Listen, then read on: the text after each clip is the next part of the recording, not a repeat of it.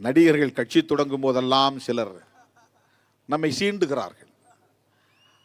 விஜயகாந்த் வந்தபோது சொன்னார்கள், எல்லாம் எஸ்சி இளைஞர்கள் தான் அவர் பின்னால போறாங்க. அதுல என்ன அர்த்தம் இருக்குன்னா, எஸ்சி சமூகத்தை சார்ந்த இளைஞர்கள், அரசியல் விழிப்புணர்வு இல்லாதவர்கள், வெறும் சினிமா கவர்ச்சிக்கு மயங்கக்கூடியவர்கள், அதனால் அவர்கள் ஓடி விடுவார்கள். விஜயகாந்த் எதிர்க்கட்சி தலைவர் என்கிற அளவுக்கு உயர்ந்தார். ஆனால் சிறுத்தைகள் அங்குலம் அங்குலமாக வளர்ச்சி அடைந்து வந்தோம், வலிமை பெற்று வந்தோம், பலவீனப்படவில்லை. ஆனால் அப்போது அப்படி ஒரு பிரச்சாரம் செய்தார்கள்.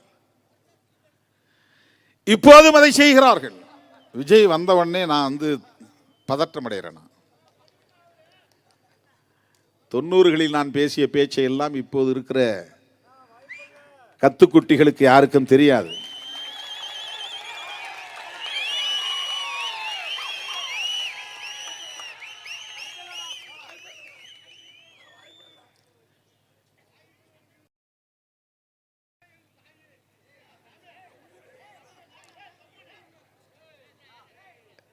ஏதோ வெறுமனே சில இடங்களுக்காக மட்டுமே நாம் கட்சி தொடங்கி இருக்கிறோம், திமுகவோடு அதிமுகவோடு நாம் கூட்டணி வைத்திருக்கிறோம் என்று தவறான மதிப்பீடுகளை முன்வைக்கிறார்கள்.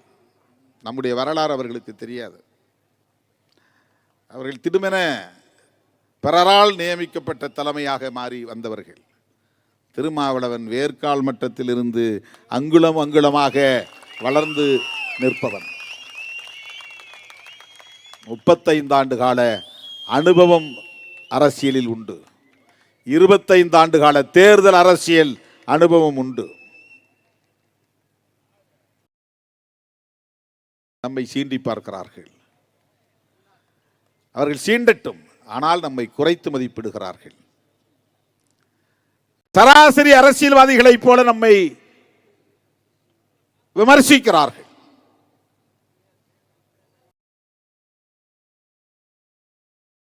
எனது அருமை தோழர்களே,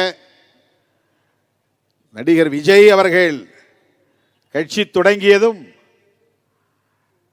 சமூக ஊடகங்களிலே என்ன பேசுகிறார்கள் என்றால், தலித்துகள் பெருவாரியாக அவர் பக்கம் போகிறார்கள். ஒருவேளை அப்படி அவர்கள் போனால் அவர்கள் விடுதலை சிறுத்தைகள் கட்சியில் இருப்பதற்கு தகுதியற்றவர்கள் என்றுதான் பொருள். கொள்கை இல்லா பதர்கள் என்றுதான் பொருள். கொள்கை புரிதல் இல்லாத பதர்கள் என்றுதான் பொருள். பதர்கள் போகிறது என்பதற்காக எந்த விவசாயியாவது கவலைப்படுவானா?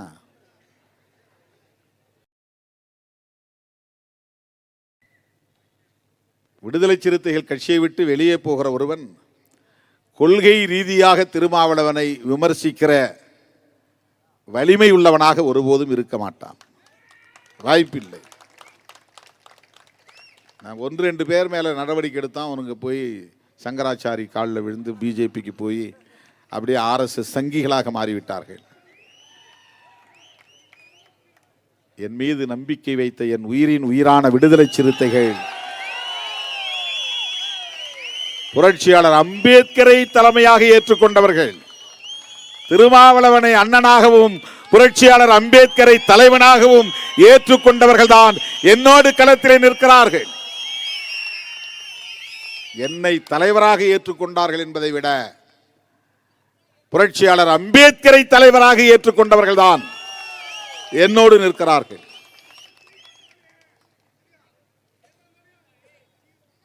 புரட்சியாளர் அம்பேத்கரின் கொள்கைகளை அதிகாரம் இருந்தாலும் இல்லாவிட்டாலும் பேசக்கூடிய வலிமை உள்ளவர்கள் விடுதலை சிறுத்தைகள் மட்டும்தான். அதனால்தான் நான் சொல்லுவதுண்டு, எங்க களம் வேறு, உங்கள் களம் வேறு. எங்களோடு நீங்கள் போட்டி போட முடியாது. ஏனென்றால் நான் உங்களுக்கு போட்டியாக இல்லை, போட்டிக்கு நான் வந்ததும் இல்லை. உங்களோடு நாங்கள் போட்டிக்கு வந்ததே இல்லையே. உங்களால் எங்களோட போட்டி போடவும் முடியாது.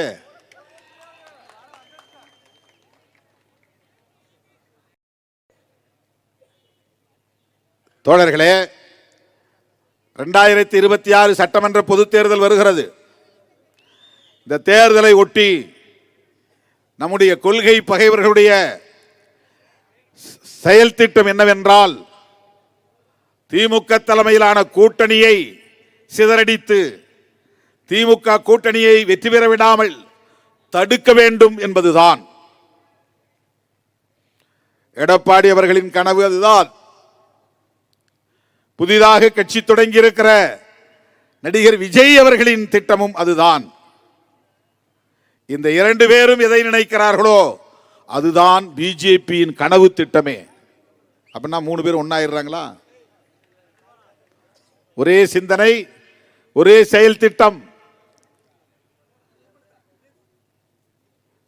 இந்த கூட்டணிக்கு எதிராக கருத்து சொல்லுகிறவர்கள் அறிந்தோ அறியாமலோ பிஜேபிக்கு துணை போகிறார்கள். அவங்க பிஜேபியோடும் சேர மாட்டாங்க, அதிமுகவோடும் சேர மாட்டாங்க, விஜயோடும் சேர மாட்டாங்க. ஆனால் திமுக கூட்டணியை கடுமையாக விமர்சிப்பார்கள். அதற்கு என்ன பொருள் என்றால், நான் வழி ஏற்படுத்தி கொடுக்குறேன், நீங்கள் போய் விளையாடுங்க அப்படின்னு பிஜேபிக்கு வழி ஏற்படுத்தி தரக்கூடியவர்கள். தமிழ்நாட்டிலே பிஜேபி என்கிற ஒரு சமூக சமத்துவத்திற்கு எதிரான கட்சியை வளர்ப்பதற்கு உதவக்கூடியவர்கள் யார் யார் இருக்காங்க பாருங்க. அதிமுக திமுக கூட்டணிக்கு எதிரான ஒரு அரசியல் கட்சி, பாஜக திமுக கூட்டணிக்கு எதிரான ஒரு அரசியல் கட்சி, விஜய் திமுக கூட்டணிக்கு எதிரான ஒரு அரசியல் கட்சி, இவை அல்லாமல் சில கட்சிகள். இவர்கள் திமுக கூட்டணியை கடுமையாக விமர்சிப்பார்கள், நம்மையும் சேர்த்து சீண்டுவார்கள். நாம் திமுக கூட்டணியை விட்டு வெளியே வந்தோமானால் ஒரு பையன் நம்மளை சீண்ட மாட்டான், பேச மாட்டான், ஒரு ஆள் கூட பேச மாட்டான். சில பேர் நல்ல ஆள்னு சொன்னாலும் சொல்லுவான். திருமாவளவன் இப்பதான் நல்ல முடிவு எடுத்திருக்கிறாரு, வெரி குட், சபாஷ்.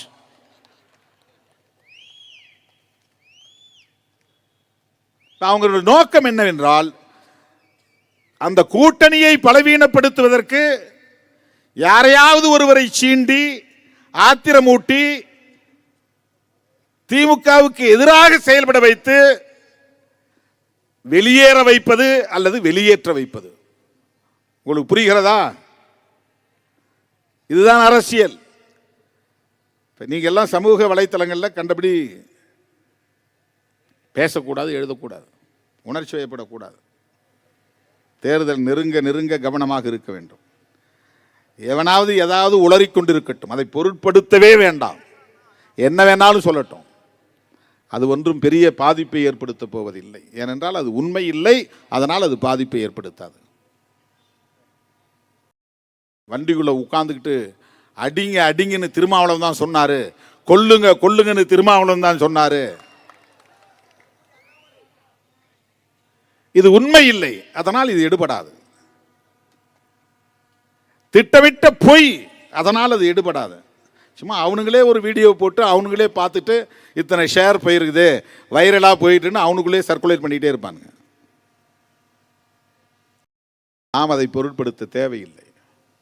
நம்முடைய பயணம் நீண்ட பயணம், நம்முடைய பயணம் கொள்கை பயணம். சில இயக்கங்கள் வரும் போகும், காணாமல் போகும். நம்முடைய இயக்கம் பரம்பரை பரம்பரையாக புரட்சியாளர் அம்பேத்கரின் கொள்கைகளை மக்களிடத்திலே கொண்டு போய் சேர்க்க வேண்டிய பொறுப்புள்ள ஒரு இயக்கம். மறந்துவிடக் கூடாது. அதுதான் மிக முக்கியமானது. புரட்சியாளர் அம்பேத்கர் கண்ட கனவை நனவாக்குவதற்கென்று ஒரு இயக்கம் இன்றைக்கு தமிழகத்திலே துணிச்சலோடு இயங்குகிறது என்று சொன்னால், இந்தியாவுக்கே வழிகாட்டுகிறது என்று சொன்னால், பிற இயக்கங்களுக்கு முன்னோடியாக இருக்கிறது என்று சொன்னால், அந்த பெருமைக்குரிய இயக்கம் விடுதலை சிறுத்தைகள் கட்சி. அந்த பெருமிதத்தோடு நீங்கள் தோளை உயர்த்தி கொண்டு வீறு நடை போட வேண்டும். சாதி பெருமிதம் பேசுவார்கள், நாம் அப்படி பேசக்கூடாது. பேசுவது அம்பேத்கரியம் இல்லை. அம்பேத்கரியத்தில் சாதி பெருமைக்கு இடமே கிடையாது. ஒருத்தன் சாதி பெருமை பேசிட்டு அம்பேத்கரை பயன்படுத்துறான்னா அவன் அம்பேத்கரை பிழைப்புவாதத்திற்காக பயன்படுத்துகிறான் என்றுதான் பொருள். அம்பேத்கர் எந்த இடத்துல சாதி பெருமை பற்றி பேசியிருக்கிறார்? அவருடைய சமூகத்தை பெருமையாக பேசியிருக்கிறாரா? நாங்கள் ஆண்ட சாதின்னு சொல்லியிருக்கிறாரா? மகாராஷ்டிராவில் இருக்கிற மற்ற சாதிகள் எல்லாம் நீங்கள்லாம் எங்களை விட கீழே தான், நாங்கள் தான் மேல் அப்படின்னு என்றைக்காவது பாகுபடுத்தி சொல்லியிருக்கிறாரா? அங்கேயும் பல தலித் சாதிகள் உண்டு. அவரை ஏற்றுக்கொள்ளாத தலித் சாதிகள் எல்லாம் உண்டு. அவர் வாழ்ந்த காலத்தில் அவரை அவமதித்த தலித் சாதிகள் உண்டு.